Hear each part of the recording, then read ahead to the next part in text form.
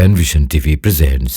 যে কসমের বিধান জানতে চায়, যে বেহুদা কসম কি আর সিরিয়াস কসম কি, কোনটাকে আমরা বেহুদা কসম বলবো যার কাফারা দিতে হয় না, আর কোনটাকে আমরা মানে সিরিয়াস কসম হিসেবে গ্রহণ করব? বেহুদা কসম আর সিরিয়াস কসম বলতে এটা হচ্ছে আপনার মানে যেই কসমটাতে আমার একদম দৃঢ় ইচ্ছা আছে যেটা আমি করবই, ঠিক আছে, করবো কি করবো বা করেছি করিনি শপথ করছি একদম আমার আমি নিজেই আমার অবস্থা জানবো যে আমি আসলে কোনটা কতটা আমি শক্তিশালী আমার কসমের ক্ষেত্রে।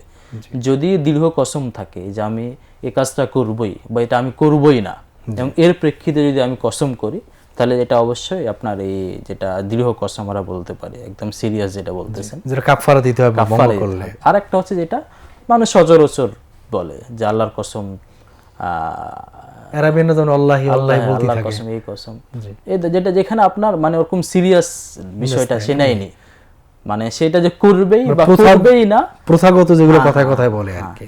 এটা মূলত ওই যিনি কসম করেন তিনি তার অবস্থাটা ভালো জানবেন, বুঝতে পারবেন। তো আমরা এখানে ওইটাই বলবো, যদি একদম এটাকে করা বা না করার প্রতি যদি দৃঢ় সংকল্প থাকে ভবিষ্যতে এবং তার প্রেক্ষিতে যদি কসম করে, তাহলে সেটার কাফারা লাগবে।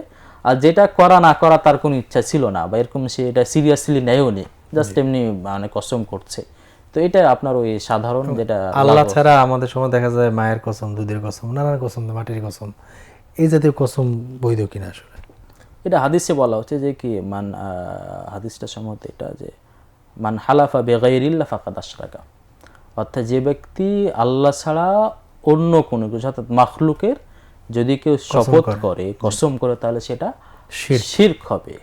কারণ হচ্ছে সে যেন আল্লাহর স্থানে তাকে গিয়ে বসিয়ে দিয়েছে, এমন একটা অবস্থা। যদি এটা বড় শিরক না, ছোট শিরক, তবে এটা শিরক হবে। এই জন্য আপনার এই আল্লাহ ছাড়া অন্য কোনো কিছু শপথ করা যাবে না। আল্লাহর সাথে সংশ্লিষ্ট বিষয়, যেমন আল্লাহর নামের শপথ, যেটা নাম এবং গুণাবলী হতে পারে, যেমন আল্লাহ তোমার রহমতের কসম করছে, এটা জায়েজ। আল্লাহ গুণাবলী দিয়ে, আল্লাহর গুণাবলী জায়েজ।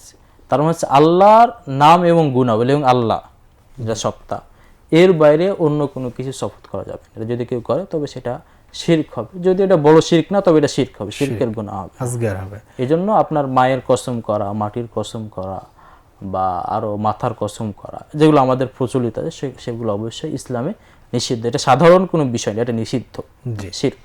এখন আমরা দেখা যায় সাহিত্যে বা কবিতায়, অনেক কবিতা দেখা যায় যে তিনি নানান বিষয়ে শিরক করেন, কসম করেন।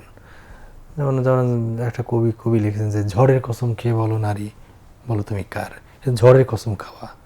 আবার যে আমার মায়ের পবিত্র দুধের কসম, এই দেশ আমার, এরকম কোনো কবিতা আছে। আবার দুগ্ধবতী গাভীর দোহাই, এরকম কসম করা হয় কবিতা আমরা দেখতে পাই। এই কবিতা এটা কি বৈধ কিনা? না, যেটা হারাম সেটা সর্বক্ষেত্রে হারাম। এটা কবিতা হোক, সাধারণ প্রচলিত কথাবার্তা হোক, সাহিত্য হোক, যেখানে হোক না কেন, এটা হারাম, অবশ্যই সব জায়গাতে হারাম হবে, সব জায়গায় এটা প্রযোজ্য হবে, সব ক্ষেত্রে এটা প্রযোজ্য হবে।